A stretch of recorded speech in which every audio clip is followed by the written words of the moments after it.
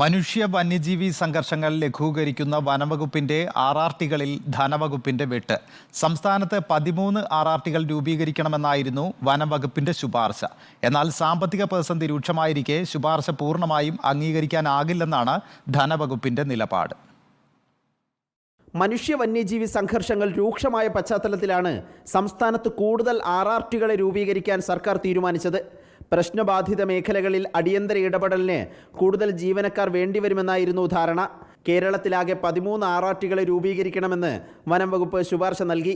എന്നാൽ ഇതിൽ 4 RRTകളെ ധനവകുപ്പ് വെട്ടി. ഇന്നലെ ചേർന്ന മന്ത്രിസഭാ യോഗത്തിൽ സംസ്ഥാനത്ത് 9 RRTകൾ രൂപീകരിക്കാനാണ് തീരുമാനമായത്. Thiruvananthapuram, Punalur, Kottayam, Mankulam, Kothamangalam, Chalakudy, Nenmara, Nilambur south, north Wayanad forest ഡിവിഷനുകളിലാണ് പുതിയ RRTകൾ വരിക. ഇതിനു പുറമെ മറയൂർ, തൃശൂർ, കോന്നി, ആലപ്പുഴ ഡിവിഷനുകളിലും RRTകൾ വേണമെന്ന് വനംവകുപ്പ് ശുപാർശ നൽകിയിരുന്നു. ഓരോ RRTകൾക്കും 3 ജീവനക്കാരെ വീതം അധികം നിയമിക്കേണ്ടി വരും. വാഹനവും ഓഫീസ് സൗകര്യവും ഒരുക്കണം. ഇതിനായി സംസ്ഥാന സർക്കാരിന് വൻ ബാധ്യത വരുമെന്ന് വിലയിരുത്തിയാണ് RRTകളുടെ എണ്ണം കുറയ്ക്കാൻ ധനവകുപ്പ് നിർദ്ദേശിച്ചത്. വന്യമൃഗശല്യങ്ങൾ ഉണ്ടാകുമ്പോൾ അടിയന്തരമായി ഇടപെടുന്ന പ്രത്യേക സംഘമാണ് RRTകൾ. സാമ്പത്തിക പ്രതിസന്ധിയുടെ കാരണത്താൽ RRTകളുടെ ലിസ്റ്റ് വെട്ടിയത് അംഗീകരിക്കാനാകില്ല എന്നാണ് മലയോര കർഷകരുടെ പ്രതികരണം. റിപ്പോർട്ടർ, തിരുവനന്തപുരം.